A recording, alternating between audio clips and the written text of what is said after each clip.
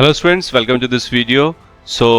आज की इस वीडियो में हम बात करेंगे आपकी सीएमए इंटर ग्रुप 2 के मैनेजमेंट अकाउंटिंग के पेपर प्रेडिक्शन के बारे में फॉर जून 2025 एग्जाम सेशन। तो चलिए देखते हैं कौन कौन से ऐसे चैप्टर्स हैं और कौन कौन से ऐसे टॉपिक्स हैं उन चैप्टर्स के जिससे आपके एग्जाम में आने के चांसेस बहुत ज़्यादा हैं इस बार।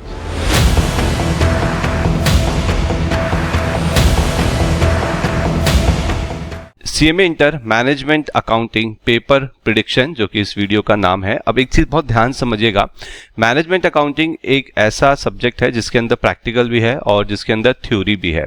तो मैं आप सभी को एक चीज तो जरूर सजेस्ट करूंगा कि ये जो एक दिन का टाइम है आपके पास एग्जाम के लिए प्रिपेयर करने के लिए, इसमें जो थ्योरी है जहां से भी आप पढ़ते हैं थ्योरी को एक बार जरूर 100% गो थ्रू जल्दी से जल्दी कर लेना। 1-2 घंटे से ज्यादा समय थ्योरी को मत एलोकेट करना।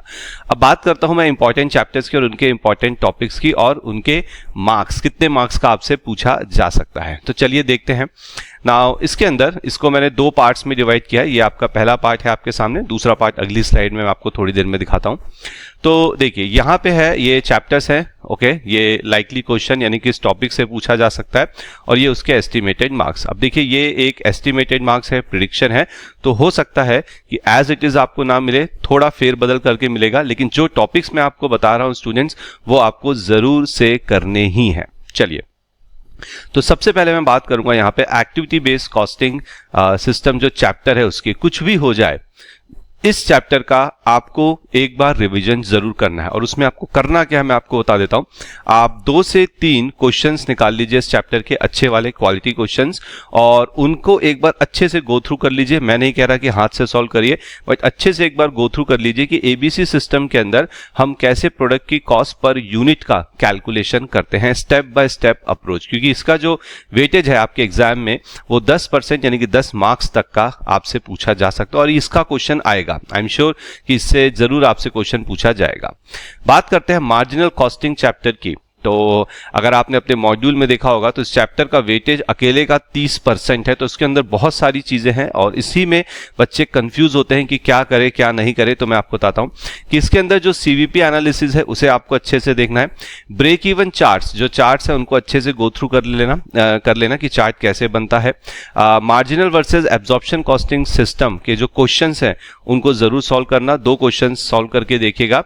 मेक वर्सेज बाय का क्वेश्चन और शट डाउन पॉइंट का क्वेश्चन जरूर करिए। ये जो मैं चीजें बता रहा हूं ये मिनिमम है, अगर आपके पास समय बचता है तो आप बाकी टॉपिक्स भी गो थ्रू करके जाइएगा। एस्टिमेटेड मार्क्स आप देख सकते हैं 15 से 20 मार्क्स तक का इन टॉपिक से पूछा जा सकता है।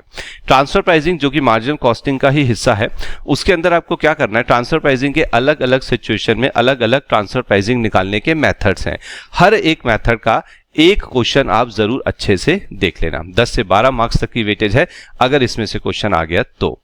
बजटिंग स्टैंडर्ड कॉस्टिंग की अगर हम बात करें तो इसके अंदर जो फिक्स्ड ओवरहेड के वेरिएंसेस हैं इसे जरूर से देखना। आपको पता है ये फिक्स्ड ओवरहेड के अंदर 5 तरह के वेरिएंस होते हैं, तो पांचों वेरिएंस को अच्छे से देखना। 2 क्वेश्चन निकाल लो, 2 से 3 क्वेश्चन, और जिसमें फिक्स्ड ओवरहेड वेरिएंस के सारे वेरिएंसेस कैलकुलेट करने हैं। फॉर्मूले अच्छे से याद रख लेना फिक्स्ड ओवरहेड वेरिएंस के। 10 से 12 मार्क्स की वेटेज आपको यहां भी मिल सकती है। यहां पे एक चीज माफ कीजिएगा, जो ट्रांसफर प्राइसिंग मैंने आपको बताया 15 से 20 मार्क्स में ये इसी के अंदर इंक्लूडेड है, ठीक है। 10 से 12 मार्क्स आपके फिक्स्ड ओवरहेड वेरिएंस का वेटेज रहेगा।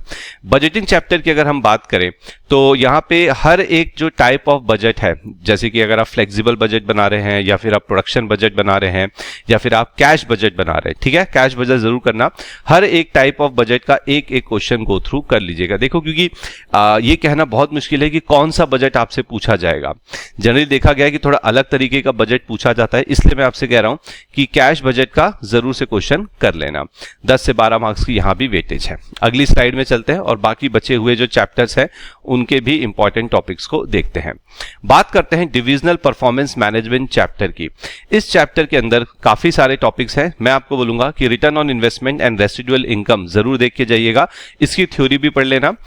इकोनॉमिक वैल्यू एडेड का जो टॉपिक है इसका क्वेश्चन आ सकता है एग्जाम में, अच्छे से करके जाना। और बैलेंस स्कोर कार्ड के भी 1 से 2 क्वेश्चन देखना और इसकी थ्योरी पढ़ना। 5 से 10 मार्क्स की वेटेज के क्वेश्चन आपसे एग्जाम में पूछे जा सकते हैं। रिस्पॉन्सिबिलिटी अकाउंटिंग छोटा सा टॉपिक है, 5% की इसकी वेटेज है, तो 2 से 5 मार्क्स का क्वेश्चन मेरे हिसाब से आना ही चाहिए इसमें से। तो इसके अंदर क्या करना है, जितने भी रिस्पॉन्सिबिलिटी सेंटर्स होते हैं, cost centre, revenue centre etcetera, इनकी डेफिनेशंस को एक बार अच्छे से गो थ्रू कर लेना। थ्योरी में ये आपसे पूछा जा सकता है। डिसीजन मेकिंग चैप्टर की अगर मैं बात करूं, अनदर वेरी इंपॉर्टेंट चैप्टर, तो उसके अंदर एक तो डिसीजन ट्री अच्छे से देखना कि डिसीजन ट्री कैसे बनाया जाता है, कैलकुलेशन कैसे की जाती है, और जो डिसीजन मेकिंग है अनसर्टेनिटी में, जिसके अंदर आप मैक्सीमैक्स, मैक्सिमिन, ये सारे जो रूल्स 3-4 रूल्स हैं, इनके क्वेश्चंस को जरूर गो थ्रू कर लीजिएगा, एग्जाम में पूछा जा सकता है। 5 से 10 मार्क्स की वेटेज यहां भी है। तो ये जो टॉपिक्स बच्चों मैंने आपको बताए, इसमें से 50-60 मार्क्स तक की कवरेज हो सकती है, but again it's just a paper prediction based on previous exams में जो क्वेश्चन आए हैं। तो कुछ भी हो जाए, इन टॉपिक्स को आपको अच्छे से देखना है, बाकी टॉपिक्स जो हैं वो इसके बाद आप रिवाइज कर लीजिएगा। सो आई होप कि जो छोटा सा हमारा पेपर प्रिडिक्शन था ये आपको समझ में आया होगा, एंड आई होप कि मैं चाहता हूं कि इसमें से जरूर आपको क्वेश्चन देखने को मिले एग्जाम में। So all the very best आप सभी को अपने जून 2025 मैनेजमेंट अकाउंटिंग एग्जाम के लिए। डू वेल, और जरूर बताइएगा कि आपका एग्जाम परफॉर्मेंस कैसा रहा। Thank you very much.